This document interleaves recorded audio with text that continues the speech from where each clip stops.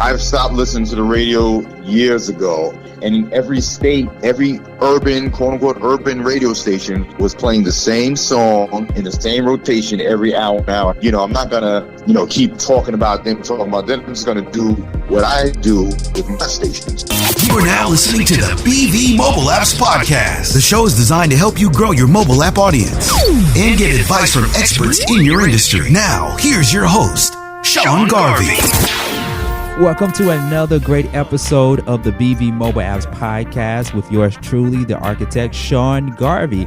I want you guys to stay tuned because towards the end of the podcast, we're going to give you additional important information about how you can get your app customized through BV Mobile Apps. We got all that information and more towards the end of the podcast. So please stay tuned for that. On the telephone lines with me here on the BV Mobile Apps Podcast, I am so glad to have a 25-year-old veteran in radio to take time out of his busy schedule to speak to us today in regards to music and radio. Before I go any further, I want to let you guys know that he has over 25 years of professional DJ experience, specializing in music genres such as soul, R&B, old school, dance, classic house, 80s, 90s, hip hop and rap, reggae, even classic rock, to name a few. And he is currently the owner of Full Blast Radio. He's going to talk more about that. And not only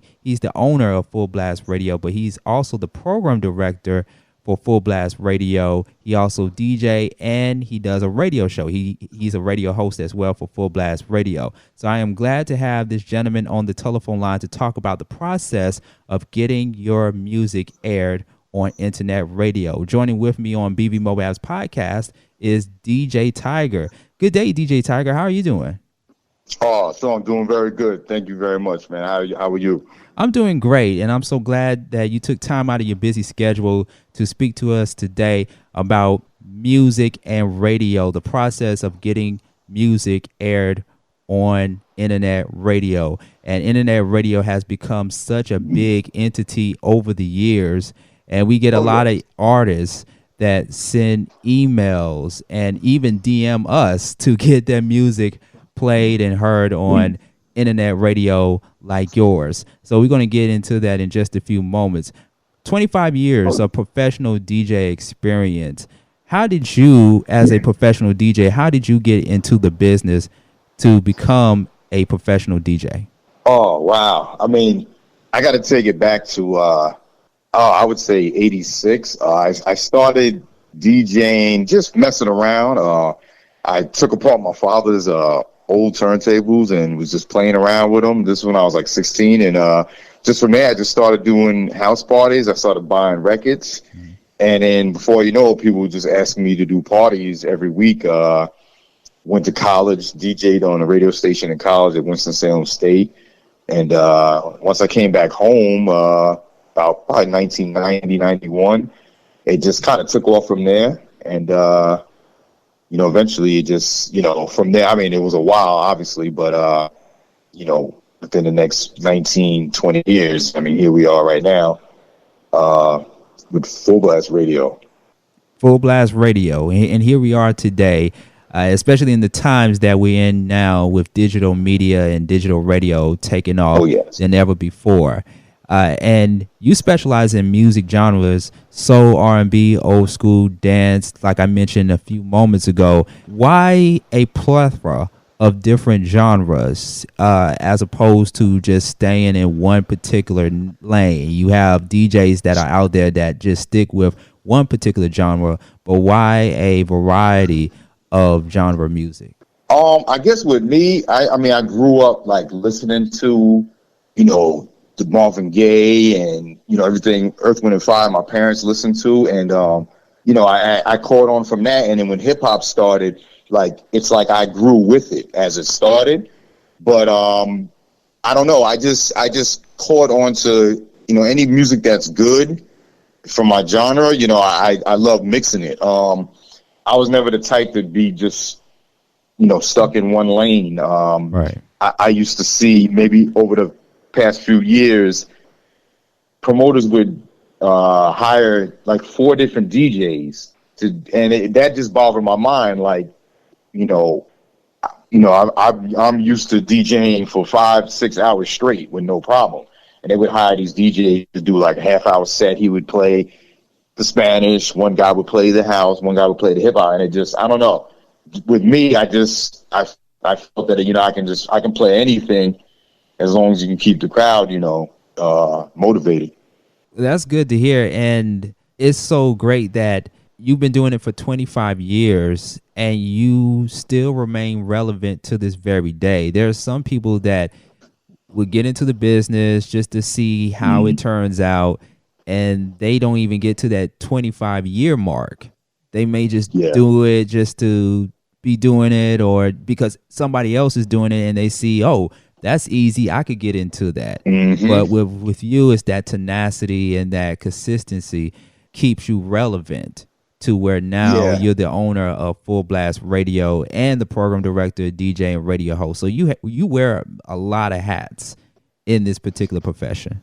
Oh yes, yeah, and I mean, to me, like it's that old adage, like it starts with the love. Where you gotta have a love for it. It don't feel like work to me, I mean, I wish, I can do it 24/7, but it does take up a lot of part of my day. But you do have to have the love for it, and then it'll show in your skill set or like whatever you do. And I had to reinvent myself, with, like I said, DJing for 30 years, and I moved from New York to GA, so I had to reinvent myself. And like you said, with the internet, I started really going hard with Full Blast Radio on the internet, and it's taken off. Unfortunately, with this year, with everything that's happening, it kind of, not saying I wish that everything happened, but it kind of grew because of it, because everyone's at home. So a lot more people are tuning in, not only to just hear talk content, but music as well. Yes. And with both of us being in the industry that we in as it pertains to internet radio, I do both terrestrial radio and internet radio. And I hear people say this all the time during my growing pains in radio, especially in terrestrial radio, that these mainstream radio stations, all they do is play the same kind of music every 15 minutes. How often do you hear that? I've stopped listening to the radio years ago. It hit me when that was really like true, like it rang true. I traveled from New York to Florida, and in every state, every urban, quote unquote, urban radio station was playing the same song in the same rotation every hour and hour. And I said, this is ridiculous. They're like mind control for people. They're like forcing you to like these songs. And, that's what made me even go harder. Like, I'm not going to, keep talking about them. I'm just going to do what I do with my station. So, right. And it worked. So let's talk about it. A lot of artists listen to our podcast. They listen to previous podcasts that we have done that caters to independent artists, no matter what genre it is, whether it's R&B, hip hop, soul, jazz, gospel, you name it. And a lot of those artists have went through, I guess you could say, the process or the protocol of getting their music to be aired on mainstream radio, but it doesn't go the way they want it to be at times. And why do you think, being that you are a program director of your own radio station, what do you think are the politics regarding independent artists or certain artists not getting their music played on the radio after submitting their material to mainstream radio or to terrestrial radio? Why do you think the politics are, or what do you think the politics are? I think with mainstream, to me, like these radio stations, their format is still, I don't know. I don't know if it's like it's old or it's ancient, but I think it's a lot more artists now, and like anyone is at home creating something, trying to be a singer or a rapper. And I know with me, I get flooded with emails, hey, can you play this? Can you play this? Play this. And for me, a lot of it, I think that I try to weed out. I guess it depends on your approach, because people, they'll just send you something like they don't even know you. I think you have to kind of get a rapport with people too. I don't know. It's kind of hard. I mean, like I said, I play a lot of stuff that's known, but I kind of search. Myself, I search for stuff that's underground, and I found a lot of stuff that sounds so much better than what's quote unquote played on the radio or artists that we know about. So I don't know. It's a process. It's a process. Like I said, I get a lot of emails, a lot of flooded emails, and it's hard to weed and go through it and listen to everything. I think you have to kind of introduce yourself and make some type of relationship first before you hit someone in the head with, "Hey, play my song, play my song." Okay, so you said you get flooded with emails a lot from artists, and I talked about this in a previous podcast as it pertains to artist submission. And one of the things that I mentioned or the guest mentioned at that particular time was EPK, which stands for Electronic Press Kit. And when you get these emails from artists, do they include an electronic press kit in those emails? And do you think it's important for artists to send an EPK, or no, or it doesn't matter? I mean, truthfully, I've I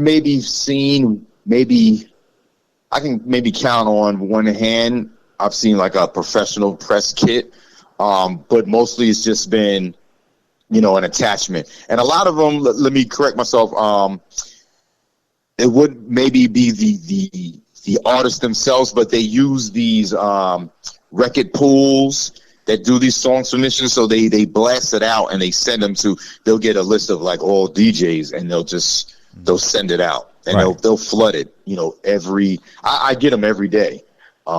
So I get more of those than actual personal artists. I mean, someone might hit me maybe on Instagram or Twitter, something like that. Right. And I think what's good about that with the social media, you can actually go and listen to the material. So if it fits what you do, then you could be like, okay, download music, maybe, and I'll put it in one of my shows.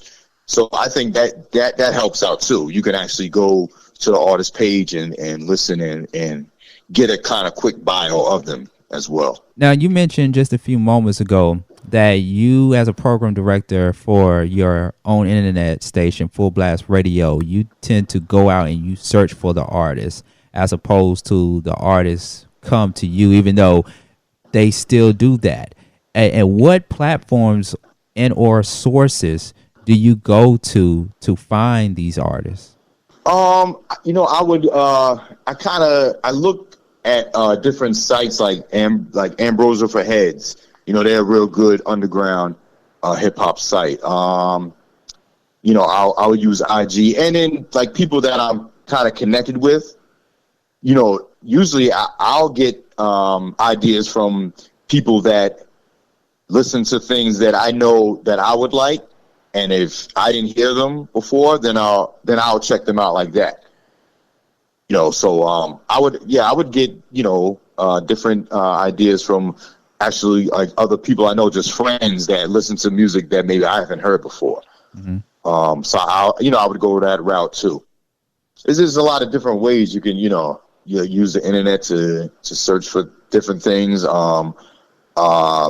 The Mellow Music, Mellow Music Group, that's one label.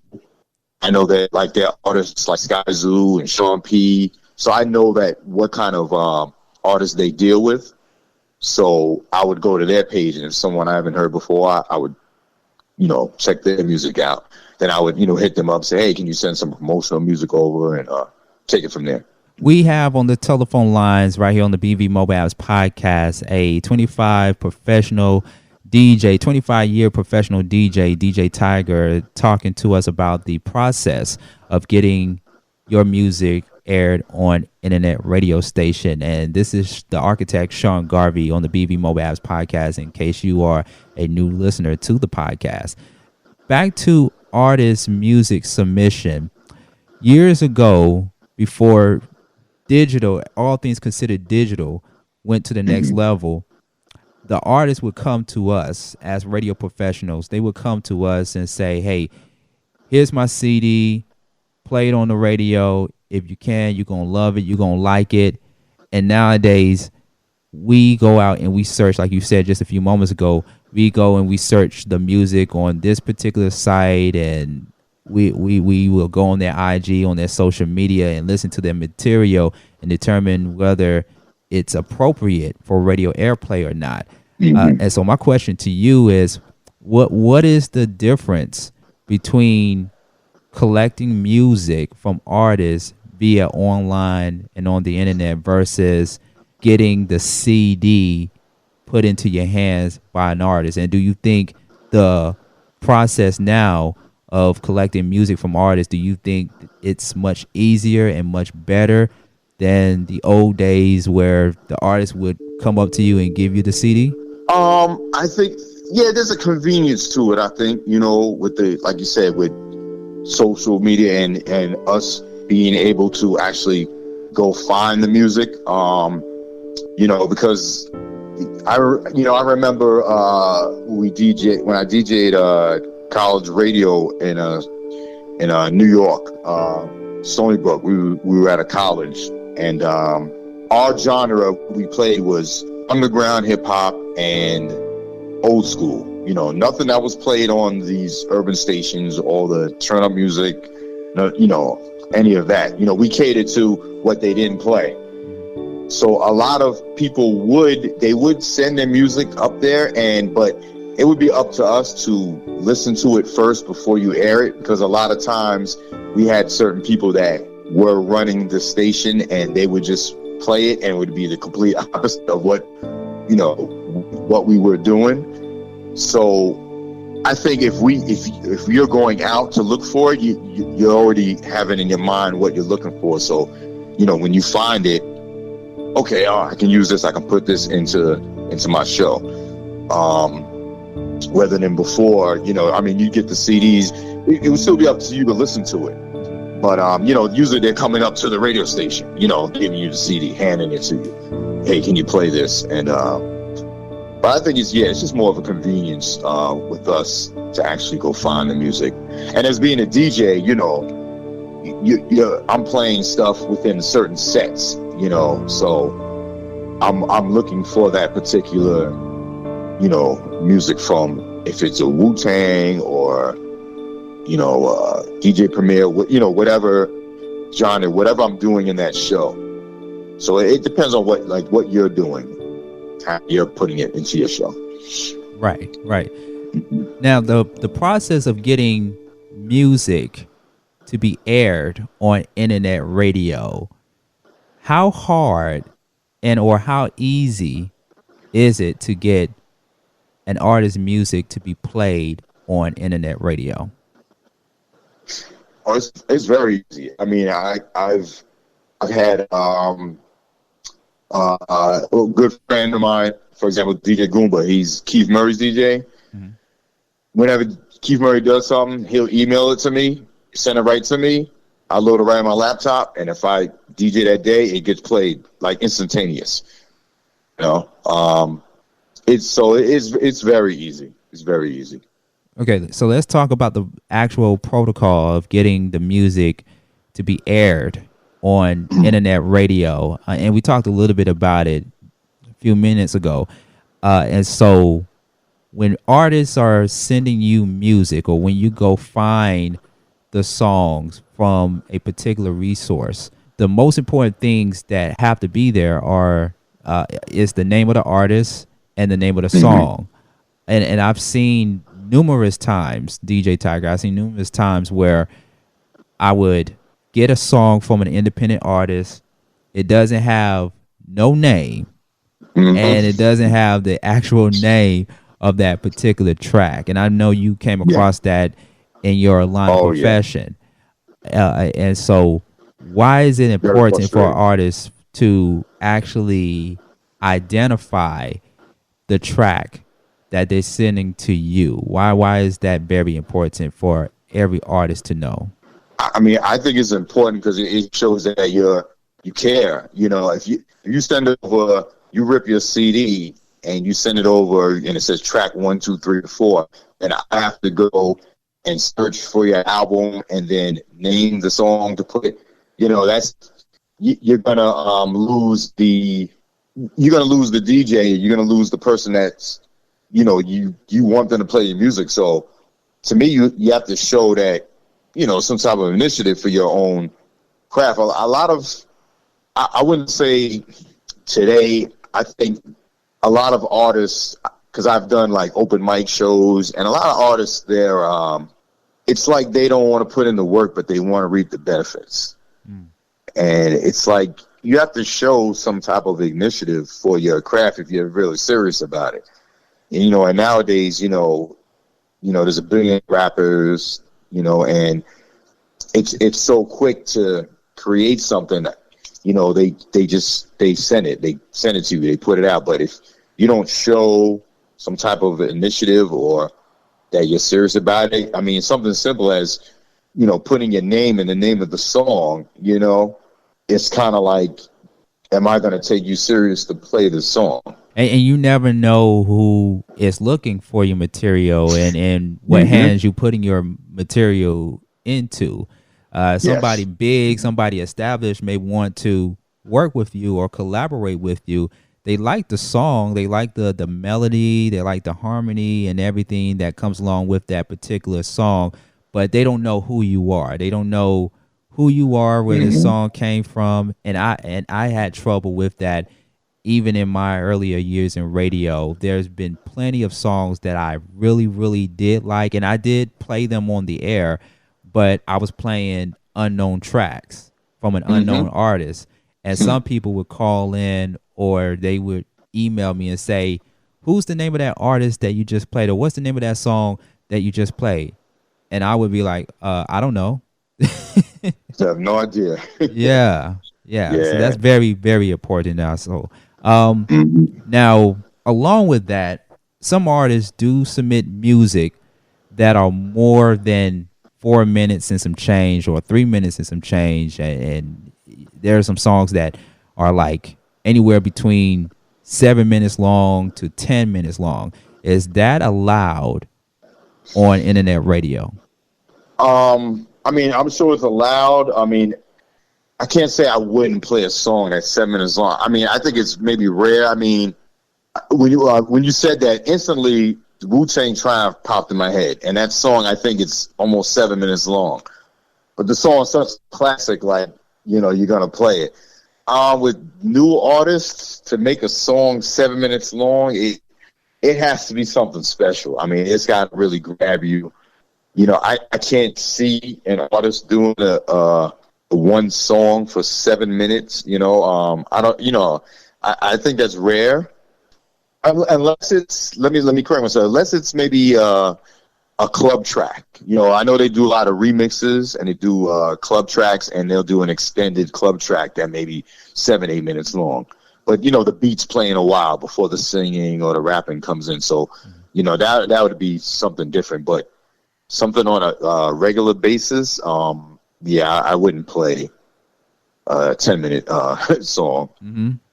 Yeah. Well, what do you suggest for an artist to do when they submit to you a track that is 7 to 10 minutes long? What would you suggest for that artist to do? Oh, that's a good question. They would definitely, I mean, for me, it would have to have some type of explanation, just explain like, why is it this long? Maybe you're telling a story. Maybe it's a connection to something, with the album. I know they, with people's albums, something that they don't release as a single, they could pretty much do whatever they want, interludes, things like that. A longer song. Like I said, the regular radio, I know I haven't heard them play a song, that long, but I don't know. I think you'd have to really maybe give a visual, a video maybe behind it. That might help. Just something different, just to grab. I mean, you send a DJ a song, say, hey, this is my song, check it out, and the guy loads it into the laptop or whatever, and he sees 10 minutes. It's like, whoa, what is this about? So yeah, I think you have to use your imagination and create something different. It has to be different for it to stand out. Or communicate with the artist and ask them, well, hey, I like the song, but it's a little bit long for radio. Do you have a short edited version or a radio version? Yeah. Yes. Yeah. Yeah. Okay. Definitely. All right. DJ Tiger from Full Blast Radio, joining with the architect Sean Garvey right here on BV Mobile Apps Podcast. We're talking about the process of getting music aired on internet radio.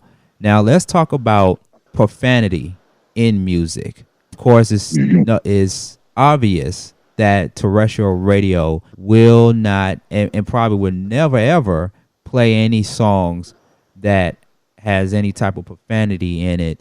Of course, the FCC is always monitoring radio stations to make sure that a lot of radio stations abide by the rules and regulations and are in accordance to what they expect from mainstream radio when it comes to music performance.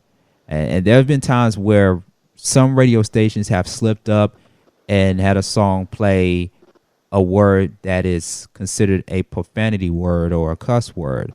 Now you have internet radio, not just only satellite radio, but internet and satellite radio. And in the business that you're in as a program director and owner of Full Blast Radio, do you allow profanity music to be played on your radio, or do you also abide by the same rules and regulations as terrestrial radio when it comes to playing music that doesn't have any profanity in it?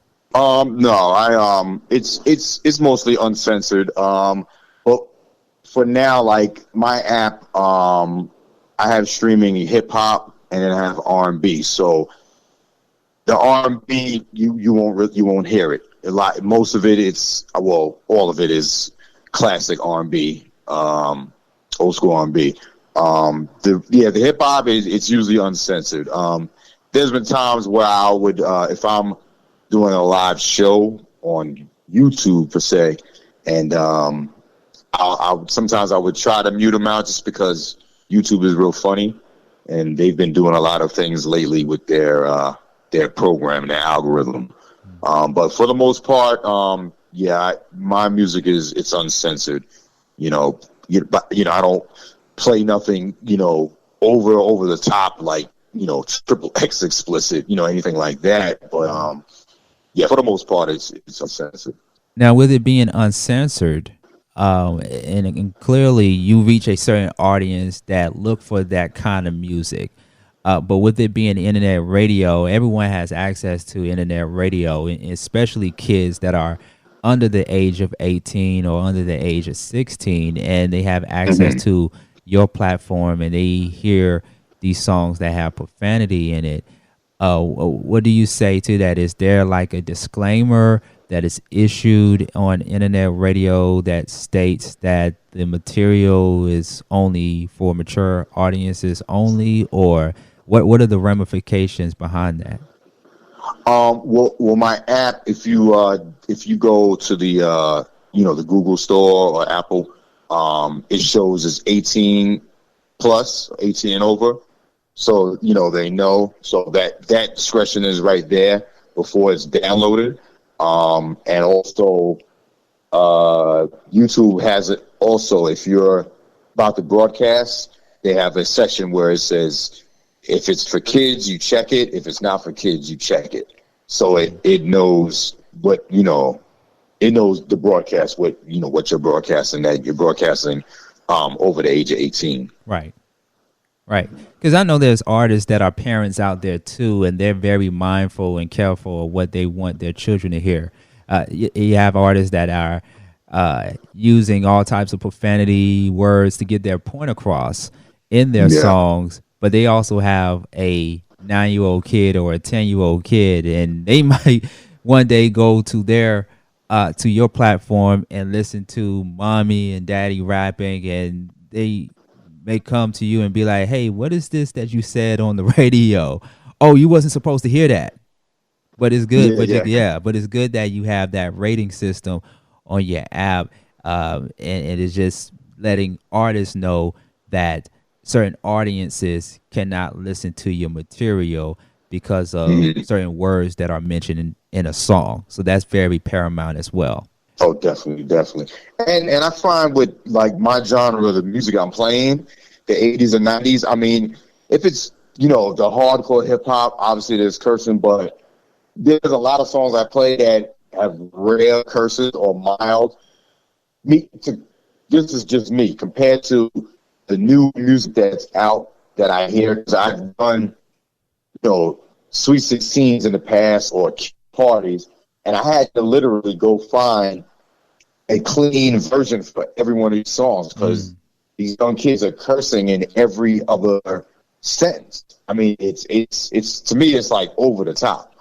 So, like I said, my stuff is censored, but to me, it's not like blatant over the top. Right. A lot of cursing and profanity.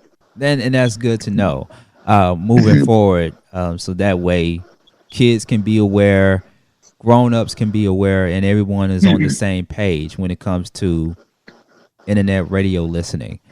Now, not just only profanity in songs, but also the subject matter and the language behind that song. You don't have to have cuss words or profanity in a song that talks about certain things that may consider to be controversial.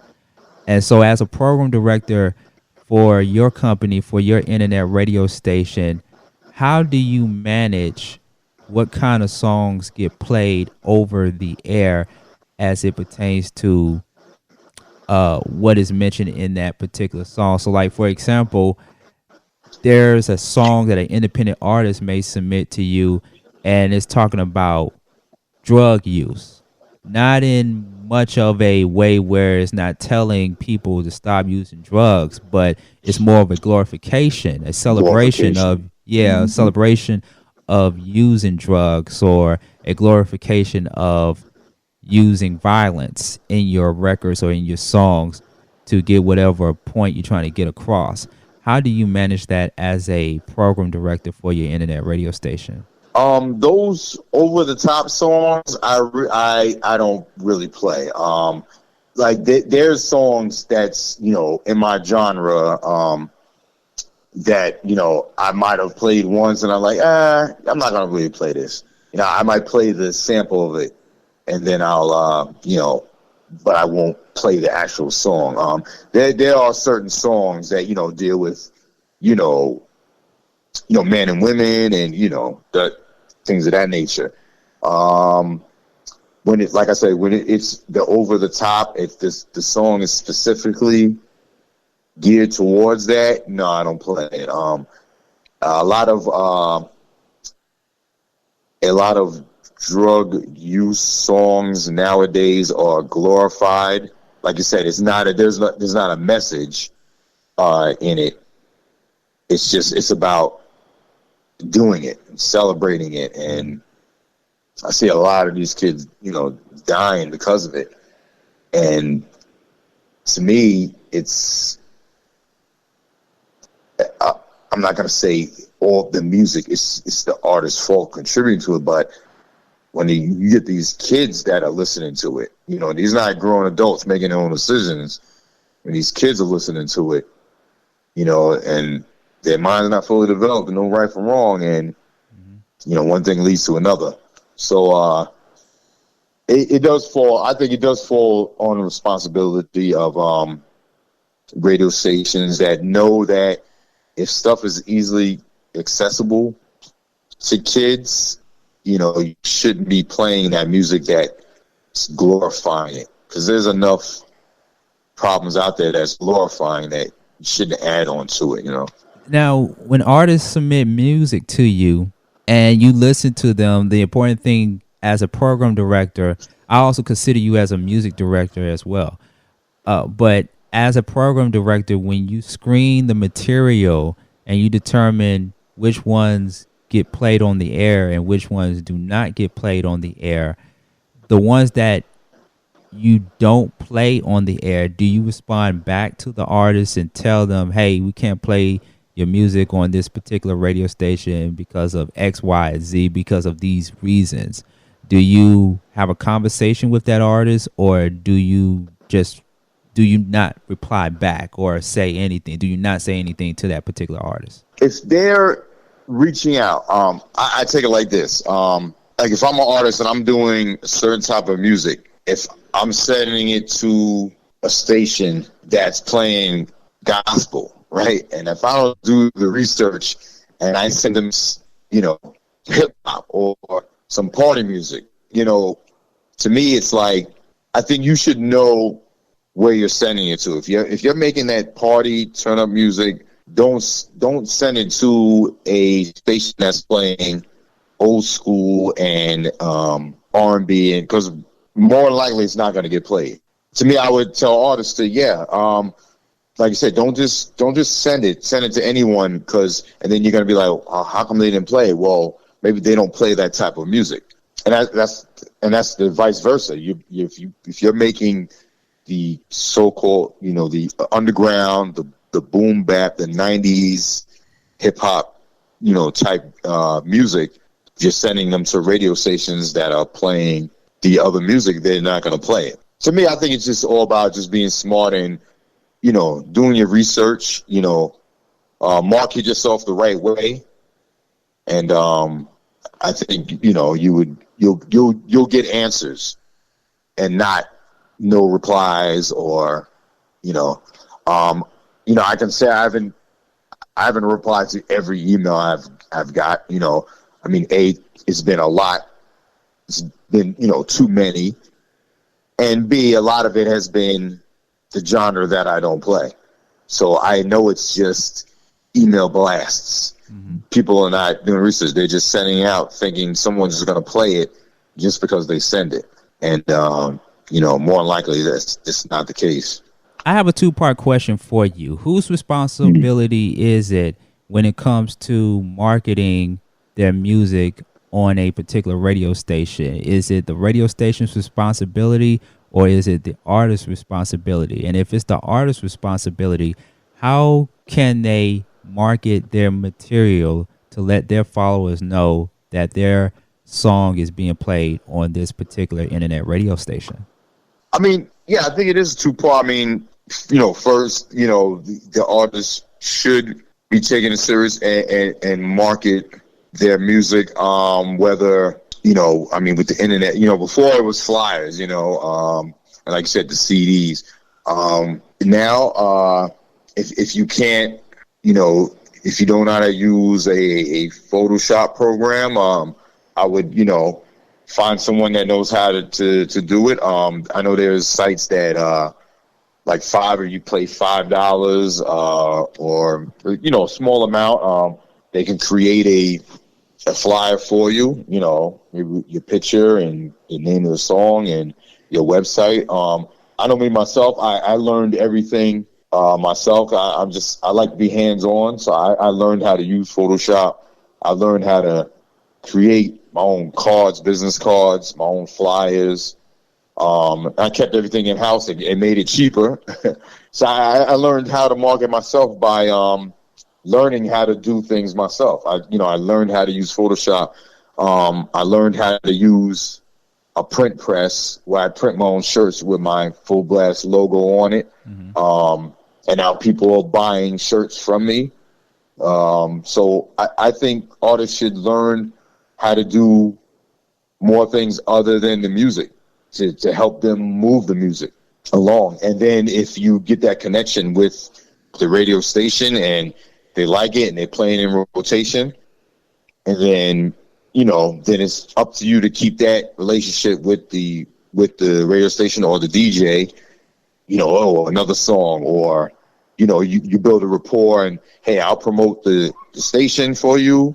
You play my song, keep it in rotation, things of that nature. And then the radio station and program director and the DJ can blast your song and tell people about them, tell people about the artist. So it does go hand in hand, but I think that first step, the artists themselves need to market it themselves the right way and learn how to push their music. Now, I've had many conversations with independent artists that have submitted their music to radio stations, and one of the most important things that you said just now is build a rapport with that particular personnel in radio. Now, an artist can say, well, I've done that. Have built a rapport with that program director or that music director or that personnel, but they talking about wanting me to pay them or the station X amount of money to get my music played on the radio. Yeah. So what does that look like, especially with you being in internet radio? And of course, just like terrestrial radio, you have to make money as a program director and owner of a business to keep your station afloat. How do you manage that as it pertains to artists submitting music over to you? Do you also charge artists to get their music played on your station, or no? Or are there like other alternatives to make money while the artists are getting their music heard on internet radio? Well, I know that, that was a real big issue, I know the station when I was in New York, called Payola, which is, it is illegal, but it's probably still being done, as we speak, where, artists are paying the DJ to play their song,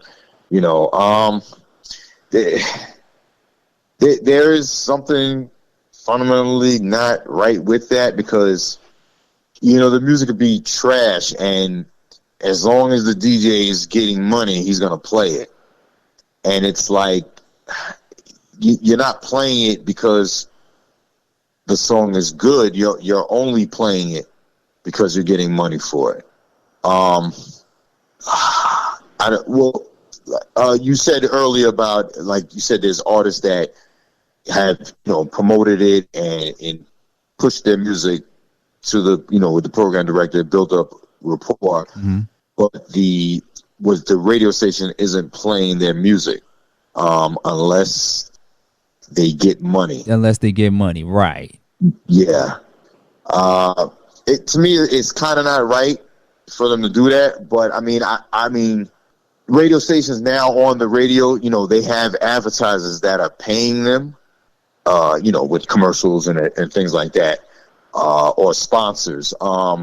I think there's another way you can go about it, even though it's technically the same way. You can have an artist sponsor your show. People sponsor your show. They give you a donation. I have people now that they send me. One guy he creates custom T-shirts. He sends me T-shirts every now and then, and I promote his business whenever I do a show.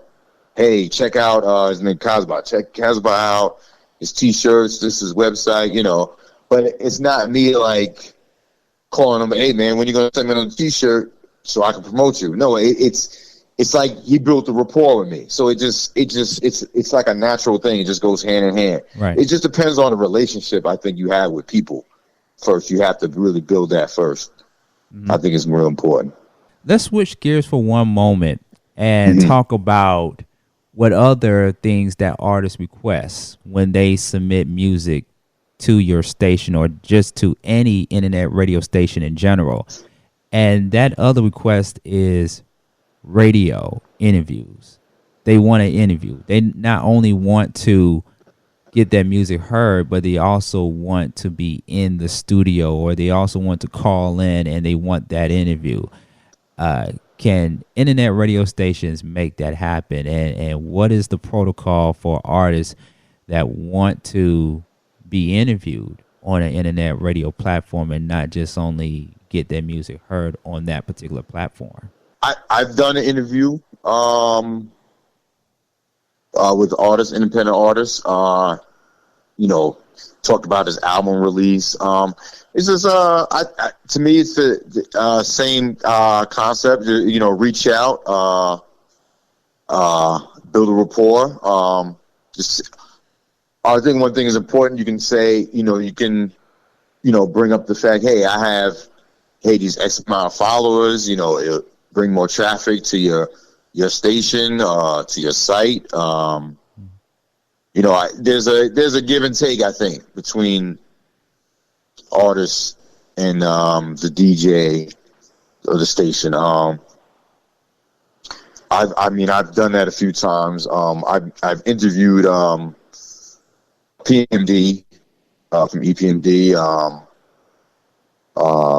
independent artist John Jiggs. I've done an interview with him, and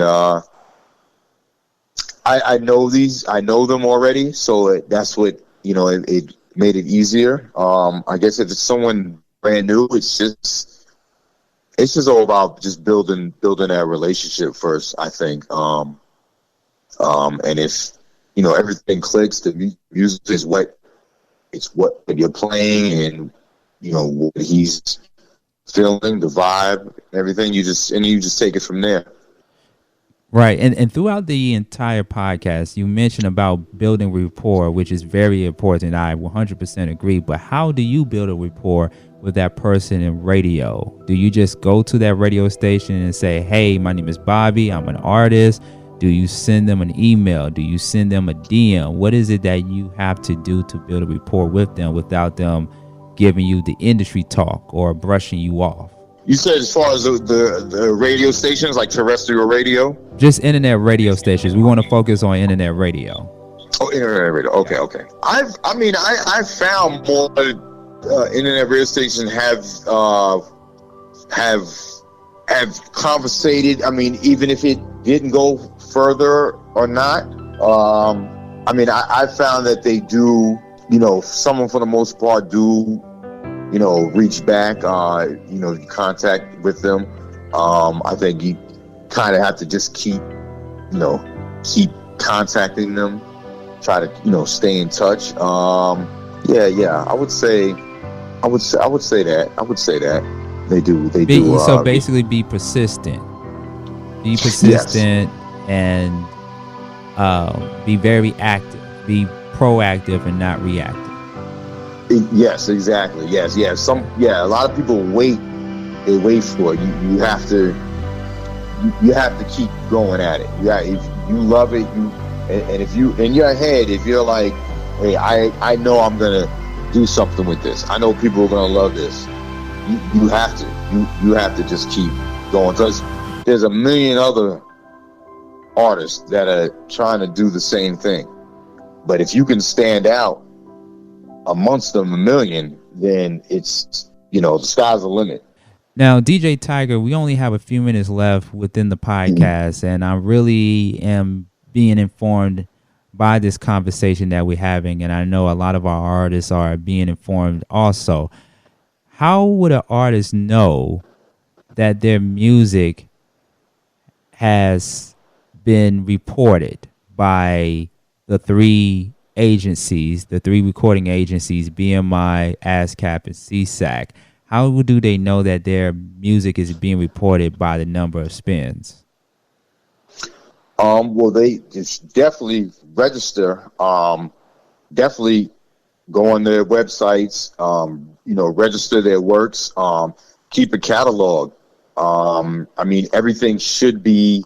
If you go to the websites, you have an account with them, you should be able to keep track of your music. To me, that's very important, especially with the streaming and everything that's going on now too. with Spotify and Apple. It's very important that you register your work. Definitely register it.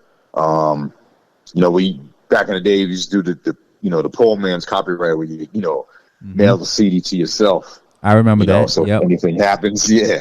But today with this digital age, is that should be your number one thing you should do. Is just, even if you're starting and you don't even have the song yet, go on there and register your name, your legal name, an LLC, even a federal tax ID. Just put it out there. Register. You gotta. The business guy has to come first, because this has been going on forever with artists getting jerked by labels. They've done it in the 50s, the 60s. It's an ongoing process, and with the new age stuff, even though it's easier to get your stuff on, it's easier to get jerked as well. So now, do you play music that is not registered to any of those agencies? Will you still play the artist if he or she is not registered? Yes. Yeah, we play unsigned artist music. I've done a lot of unsigned artist interviews, music. I still work with a few unsigned artists. But if we have an interview, I would always tell them put that out there as well. If your work isn't registered, please, get it registered. It's best to get it registered before submitting music to internet radio, not just only terrestrial, but internet radio. Yes. Mm-hmm. All right. Definitely. Okay. DJ Tiger on the telephone lines, 25 years experience as a DJ, and not to mention he performed as a show DJ and played music for artists such as Busta Rhymes, DJ K Slay, Ashanti, Remy Ma, Papoose. You also been a house DJ for the Old School Mega Jam in 2020 for Biz Markie, Chubb Rock, EPMD, the Jungle Brothers, Keith Murray, to name a few. And you opened up as a club DJ for DJ Envy, DJ Mr. C, and DJ Spin Bad. So you have a lot of credentials underneath your belt there, and it's one of the many reasons why people, especially artists, need to submit their music to you and to fullblastradio.com, because your work speaks for itself. Your credential speaks for itself. Yes. Thank you so much. I appreciate it. And, it's been a blessing. Just to be, standing next to these artists that you grew up with, and actually, perform with them and talk with them and interview them. It's been a blessing for real. Yeah, and I'm still doing it as well. I'm in contact with Mr. C. He plays my blends. I specialize in mashups and blends, and he plays them on his show on Rock the Bells Radio, and it's been dope. It's been dope. So I'm still continue doing it. So yeah, artists definitely, you're in the genre that I play the music. Yeah, please don't hesitate to contact me and send your music over. Okay, and how can they do that? How can they submit your music over to you? And yes, please give out your contact information, even your social media handles for artists to reach out to you. Oh yes, definitely. So you can reach me. My Gmail is djtiger.inc. It's djtiger.inc @gmail.com. Also, my IG is DJAY Tiger on Instagram, and Full Blast Radio on Instagram. Thank you so much, DJ Tiger, for calling in to the BV Mobile Apps podcast with Sean Garvey. And the website is fullblastradio.com. That's fullblastradio.com to listen to all of his content, all of his great music. And not to mention, he has his app, Full Blast Radio, customized by BV Mobile Apps. So make sure you download that app today. This has been the BV Mobile Apps podcast with your host, Sean Garvey.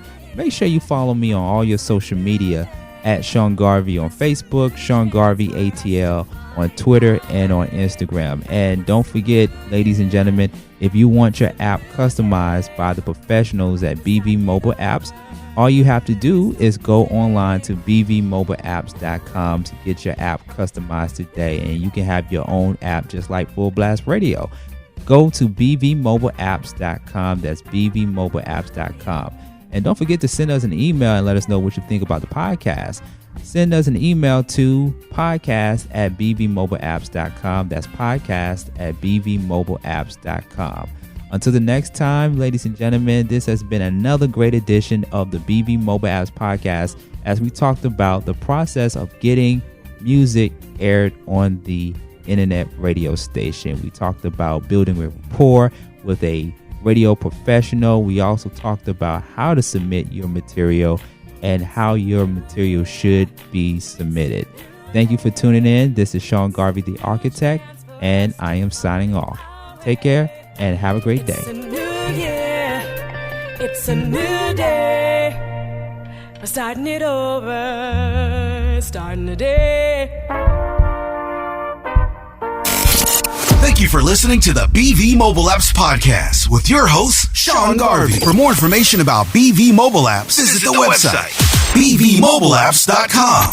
Don't forget to follow BV Mobile Apps on social media at BV Mobile Apps. Tune in again next time on the BV Mobile Apps Podcast.